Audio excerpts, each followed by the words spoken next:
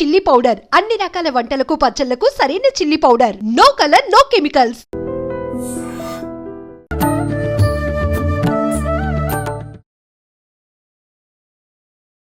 నమస్కారం, welcome to I dream. ధర్మ మార్గం విత్ విజిత కార్యక్రమానికి స్వాగతం. ప్రస్తుతం మనతో పాటు ఉన్నారు ప్రముఖ ఆధ్యాత్మికవేత్త బట్టిప్రోలు విజయలక్ష్మి గారి. ప్రముఖతో మాట్లాడి మరిన్ని విషయాలు తెలుసుకుందాం. నమస్తే అమ్మా. నమస్తే అమ్మా. అమ్మ, కృష్ణాష్టమి రాబోతోంది. అంటే శ్రీకృష్ణ జన్మాష్టమి, ఆయన పుట్టినరోజు కృష్ణుడు. మామూలుగా కృష్ణుడు అంటే భగవంతుడు అనే దానికన్నా మా ఇంట్లో పిల్లవాడు, లేకపోతే మా ఇంట్లో మనిషి అనుకుని భావనతో ఆరాధించే వాళ్ళే చాలా మంది ఉంటారు. అయితే ప్రత్యేకించి ఈ కృష్ణాష్టమి వచ్చింది కాబట్టి ఆయన గురించి, ఆ కన్నయ్య గురించి మాట్లాడుకోవాలి అని అంటే ఒక్కొక్క రూపంలో ఒక్కొక్క ప్రదేశంలో ఆయన గురించి విశేషంగా ఆరాధనలు అవన్నీ చేస్తూనే ఉంటారు. ఒక్కొక్క ప్రాంతానికి ఒక్కొక్క స్టోరీ ఉంది. కానీ ప్రత్యేకించి ఉడుపిలో కృష్ణుడి గురించి మాట్లాడుకోవాలంటే వీటన్నిటికన్నా కొంచెం విభిన్నంగా అక్కడ ఉంటుంది అని చెప్పి అంటూ ఉంటారు. ఒక్కసారి దాని గురించి వివరించండి. అసలు ఉడిపి కృష్ణుడి కథ చాలా ప్రత్యేకంగా ఉంటుంది. కృష్ణుడు యశోద దగ్గర పెరిగాడు. అందరూ మన ఇంట్లో పిల్లాడని అనుకోవటానికి కారణం యశోదే. మనల్లో మనం యశోదని భావించుకుని, యశోదది వాత్సల్య భక్తి. ఆ వాత్సల్య భక్తితో కృష్ణుడిని బత్స అంటే దూడ, తన పిల్లాడు కదా, అందుకని ఆవుకు దూడ ఎంత సమానమో యశోదకి కృష్ణుడు అంత సమానం. అంతగా తన పిల్లాడు అనుకున్నట్టుగా తన పిల్లాడే. ఆ మమత అనేది ఉందే అందరికంటే యశోదకి ఎక్కువ. ఎందుకంటే అసలు పిల్లలు లేక లేక పుట్టాడు. పుట్టినవాడు చక్కగా అందరూ ఒక వర్ణంలో ఉంటే ఇతను ఒక్కడు శ్యామల వర్ణంలో పుట్టాడు. చామంచాయ ప్రత్యేకమైన రంగులో పుట్టాడు. మహా ముద్దుగా ఉన్నాడు. విపరీతమైన లీలలు చూపించేసి వస్తున్నాడు పుట్టిన క్షణం దగ్గర నుంచి. కనుక చాలా ఎంతో మక్కువ అనమాట ఆవిడికి, మహా ముచ్చట అనమాట. ఈ యశోద దగ్గర ఈయన చేసినటువంటి అల్లరి ఇంకెవరి దగ్గర ఎప్పుడు ఎక్కడా చూపించలేదు. ఆ అల్లరి, ఆ స్వేచ్ఛ యశోద దగ్గర మాత్రమే ఆయనకున్నది. ఒకసారి ఈయనకి వివాహం అయిపోయిన తర్వాత రుక్మిణీదేవి వచ్చి యశోదని కలిశాడు కదా. తర్వాత భార్యలను తీసుకొచ్చి రుక్మిణి, సత్యభామ వీళ్ళందరూ, అమ్మ చిన్నప్పుడు ఈయన బాగా అల్లరి చేసేవాట కదా, ఇప్పుడేమో పెద్ద రాజనీతిజ్ఞుడిలాగా ఇలా ఉన్నాడు. అప్పుడు వచ్చేసరికి చాలా మేధస్సు ఎదిగిపోయిన కృష్ణుడు కదా, ఇలా ఉన్నాడు. చిన్నప్పుడు అల్లరి చేశాట, ఏమన్నా కొంచెం ఆ లీలలు చెప్పమ్మా అని అడుగుతారు. అడిగితే, ఇగో అసలు నన్ను చిన్నప్పుడు నన్ను వెన్న చేయనిచ్చేవాడు కాదు, నాకు కవ్వం ఎత్తుకుపోయేవాడు, ఆ కుండల్లో చేతులు పెట్టేసేవాడు, ఆ వెన్నంతా పూసుకునేవాడు, అసలు ఎప్పుడు చూసినా తప్పించుకుని ఆ కవ్వం పుచ్చుకుని తిరిగి పారిపోతుండేవాడు అని చెప్పి అన్ని కొట్టే పనులు చెప్తే, రుక్మిణికి ఆ సన్నివేశం కవ్వం పుచ్చుకుని నుంచున్న బాలకృష్ణుడు భలే గుర్తుండిపోయింది. గుర్తుండిపోయి శిల్పాచార్యులను పిలిచి అటువంటి విగ్రహాలు చెక్కి ఇవ్వండి అని అడిగింది. వాళ్ళు కృష్ణుడికి బలరాముడికి 2 విగ్రహాలు చక్కగా చెక్కి ఇచ్చారు. ఇచ్చాక అవి ద్వారకలో పెద్ద ప్రళయంలాగా వచ్చి అంతా మునిగిపోయింది కదా. అప్పుడు అవన్నీ కొట్టుకుని ఎక్కడికో వచ్చేసాయి. ఎక్కడికి వెళ్ళాయో ఎవరికీ తెలియదు. వాటి చుట్టూ రకరకాల మట్టి చేరి అంతా రాయి అయిపోయి 2 పెద్ద గుండ్లు లాగా ఉన్నాయి. ఇంత పెద్ద పెద్ద గుండ్లు ఉంటే ఎలా ఉంటాయి. ఒకసారి ఒక సముద్రం మీద వర్తకం చేసేటటువంటి ఒక వ్యాపారి సముద్రం మీద పడవ వెళ్ళాలి, కొంత బరువు తగ్గింది. ఆ బరువు వేస్తే గానీ బ్యాలెన్స్ కాదు. అక్కడ ఒడ్డు మీద 2 రాళ్లు కనిపిస్తున్నాయి. ఆ 2 గుండ్లు, పెద్ద పెద్ద గుండ్లు, అవి తీసుకొచ్చి సముద్రం పడవలో పెడితే బరువు బ్యాలెన్స్ అవుతుంది అని 2 తీసుకురమ్మన్నాడు. ఆ 2 పని వాళ్ళు వెళ్ళి తీసుకొచ్చి ఆ 2 గుండ్లు పడవలో పెట్టాక పడవ బ్యాలెన్స్ అయింది. మునిగిపోకుండా మామూలుగా నడుపుకోవటానికి వీలుగా సర్టెన్ బరువు ఉండాలి కదా, అలా బ్యాలెన్స్ అయింది. బ్యాలెన్స్ అయ్యాక ఆ పడవను నడుపుకుంటూ వస్తున్నాడు. పడవను నడుపుకుంటూ వస్తుంటే మధ్యదారిలో మళ్ళీ పెద్దగా తుఫాను వచ్చేసింది. మునిగిపోతామా అన్నట్లుగా. ఏం చేయాలో తెలియలా, భయం వేసిపోయింది అందరికీ. అప్పుడు దండం పెట్టుకుని, కృష్ణ నువ్వే దిక్కొని దండం పెట్టుకుంటే ఆ వ్యాపారికి కలలో, అంటే ధ్యానంలో ఉన్నప్పుడు ఒక గొప్ప యతి కనిపించాడు. యతి కనిపించి ఒక ప్రత్యేకమైన ఒడ్డుకి ఇతను పడవను పిలుచుకెళ్ళినట్టుగా అయిపోయింది. ఆ యతి మధ్వాచార్యుడు కృష్ణ భక్తుడు కదా. ఆయన ఈ పడవ ప్రమాదంలో ఉంది, దాంట్లోపల ఉన్న 2 గుండ్లలో కృష్ణ బలరాములు ఉన్నారు. యతికి తన ధ్యానంలో తనకి తెలుసు. ఆయన వీటిని తన ఒడ్డుకు మళ్ళించుకున్నాడు. అక్కడికి చేరాయి. ఇదంతా ఎక్కడ ఉంటుంది, మనకి ఉడిపి అంటే కర్ణాటక, ఆ ప్రాంతంలో అంతా సముద్ర ప్రాంతమే కదా. అక్కడికి వెళ్ళి పడవ ఆగింది. పడవ ఆగాక, నువ్వే నన్ను రక్షించావు స్వామి, ఇంత అందరం మునిగి చచ్చిపోయేవాళ్ళం, నా సామాన్లు పోయేది, ప్రాణాలు పోయేవి, అన్నీ పోయేవి, నువ్వు మమ్మల్ని రక్షించావు, నీకేం కావాలో చెప్పమంటాడు. నాకేం కల్లా నీ దగ్గర ఉన్న 2 గుండ్లు నాకు ఇవ్వమంటాడు. ఆయనకు ముందర తెలుసు. ఆ 2 గుండ్లు ఇప్పించుకుంటాడు. ఏవో అసలు నా ఆస్తులు సంపదలు అడుగుతా ఉంటే నువ్వు 2 రాళ్ళు అడుగుతున్నావు అని ఆయన వెంటనే ఇచ్చేసి, నాకు అవి ఇస్తే చాలు, నాకు ఇంకేం అక్కర్లేదన్నాడు. ఆ రాళ్ళు తీసేసుకున్నాడు. ఆ రాళ్ళు తెచ్చి అక్కడ పెట్టాక అవి మళ్ళీ తన ఉడిపిలోకి తీసుకెళ్తున్నాడు. ఒడ్డు నుంచి ఊరికి వెళ్ళాలిగా. తీసుకెళ్తుంటే మధ్యలో కొంత దూరంలో బలరాముడి రాయి ఇలా పగిలిపోయి అక్కడ ఉండిపోయింది. దాంట్లోంచి బలరాముడి విగ్రహం బయటకు వచ్చింది.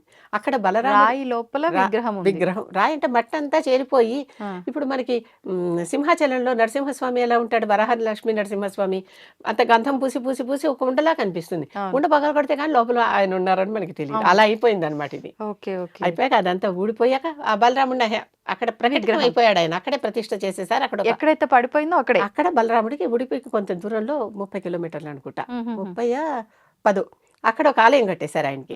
ఆ తర్వాత ఈ కృష్ణ విగ్రహాన్ని ఉడిపి దాకా ఆయన తీసుకెళ్ళగలిగాడు. ఓకే. ఉడిపి ఎందుకు అంటే ఆ పక్కనే ఉన్నటువంటి దాంట్లోనే ఈయన జన్మస్థలం. ఆయన అక్కడే ఆయన ఆశ్రమం కానీ అన్ని అక్కడ తీసుకెళ్లి ఈ ఈ రాయి ఎవరిది? మధ్వాచార్య. మధ్వాచార్యులది.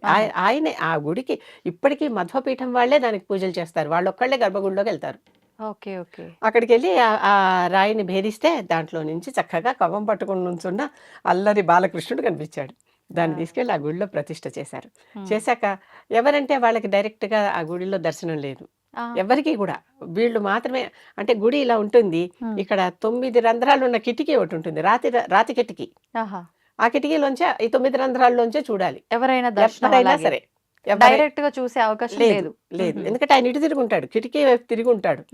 ఈ పక్క నుంచి ఒక ద్వారం ఉంది, ఆ ద్వారం నుంచి చూసినా సైడ్ పోజే కనిపిస్తుంది కానీ ఫేస్ డైరెక్ట్ గా కనిపించదు. కనిపించదు. ఓకే. వీళ్ళు ఈ మధ్వపీఠపు ఆచార్యులు ఉన్నారు కదా, అంటే పీఠాధిపతులు, వాళ్ళకు కూడా కొన్ని పీఠాలుగా విడిపోయాయి తర్వాత వాళ్ళ సౌకర్యార్థం. విడిపోయిన తర్వాత ఒకళ్ళ పీఠం తర్వాత ఒకళ్ళ పీఠానికి 2 ఏళ్లకు ఒకసారి వాళ్ళు మార్చుకుంటారు, హక్కులు మార్చుకుంటారు. అప్పటిదాకా ఒకళ్ళు తర్వాత ఒకళ్ళు, అదొక పెద్ద ఉత్సవం లాగా జరుగుతుంది. ఆ ఎవరైతే అప్పుడు ఉన్నారో ఆ గుడికి ధర్మకర్త స్థానంలో వాళ్ళు లోపలికి వెళ్ళి అర్చన అంతా చేస్తారు. చేస్తే మనకి ఇప్పుడు చాలా చోట్ల వీడియోలు అవి కనిపిస్తూ ఉంటాయి. ఈ ప్రతి వాళ్ళు కూడా ఈ 9 రంధ్రాల కిటికీలో నుంచే చూడాలి. ఈ 9 రంధ్రాలు ఏంటంటే మనకి నవరంధ్రాలు ఉన్నాయి. నవరంధ్రాలని. వీటన్నిటి నుంచి ఈ 9 అనేది శరీరంలో ఎప్పుడు చాలా ప్రత్యేకం. వీటన్నిటికీ అతీతంగా ఉన్నాడు ఆయన, ఓకే. అవతల ఉన్నాడు ఆయన. అంటే ఈ శరీరానికి వాళ్ళు ఇది ద్వైత మతం మధ్వాచార్యుడిది. అద్వైతమేమో శంకరుడు, విశిష్టాద్వైతమేమో రామానుజుడు, ద్వైతమేమో మధుడు. ద్వైతం అంటే 2, జీవుడు వేరే దేవుడు వేరే. అర్థమవుతుంది కదా, జీవుడు వేరే దేవుడు వేరే. జీవుడే దేవుడు అనేది అద్వైతం. ఈ ఇద్దరు కాకుండా ప్రకృతి కూడా ఉందనేది విశిష్టాద్వైతం. కానీ 3 ఇక్కడ 2 కనుక ఈ జీవుడు తన శరీరాన్ని దాటి ఆయన్ని చూడాలి. ఆ లోపల నుంచి అక్కడి నుంచే దర్శనం, చక్కగా దర్శనం అయితే బాగా అవుతుంది. బాగా పర్వదినాల్లో మంచి రష్ కూడా ఉంటుంది. చాలా వినూత్నమైన పుష్కరిణి ఉంది. ఆ పుష్కరిణిలో చేపలన్నీ ఆయన రూపాలే అని కూడా నమ్ముతారు. ఆ చేపలకు కూడా విష్ణు రూపాలి అని నమ్ముతారు. చక్కగా కొత్త రకంగా కనిపించే ఓ రథం ఉంటుంది. ఆ రథంలోనే ఆయన్ని తీసుకెళ్లి ఊరేగిస్తారు. ఉత్సవ విగ్రహాలు. ఇది ఎలాగో మూల విరాట్ కథపతి కనుక ఆ విగ్రహంలో బాలకృష్ణుడు కవ్వం పుచ్చుకుని, ఎక్కడైనా ఆయుధాలు పుచ్చుకునో వేణువు పుచ్చుకునో ఇలాంటివి కనిపిస్తారు కానీ, లేకపోతే ధేనువుని పక్కన పెట్టుకునో కవ్వంతో ఉన్న కృష్ణుడు అక్కడ ఒక చోటే ఉంటాడు. కవ్వంతో ఉండి ఆ కవ్వం అంటే తల్లి దగ్గర నుంచి ఎత్తుకొచ్చాడు అనమాట అల్లరికి. ఎత్తుకొచ్చి ఆ కవ్వం పట్టుకుని నుంచున్న కృష్ణుడు రుక్మిణి ముచ్చటపడి చేయించుకున్న విగ్రహం ఉడిపిలో మనకి ఇప్పుడు కనిపిస్తుంది.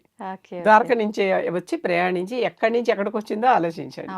అది వెస్ట్ కోస్ట్, ఇది కింద ఇటువైపు ఈ సౌత్ కోస్ట్.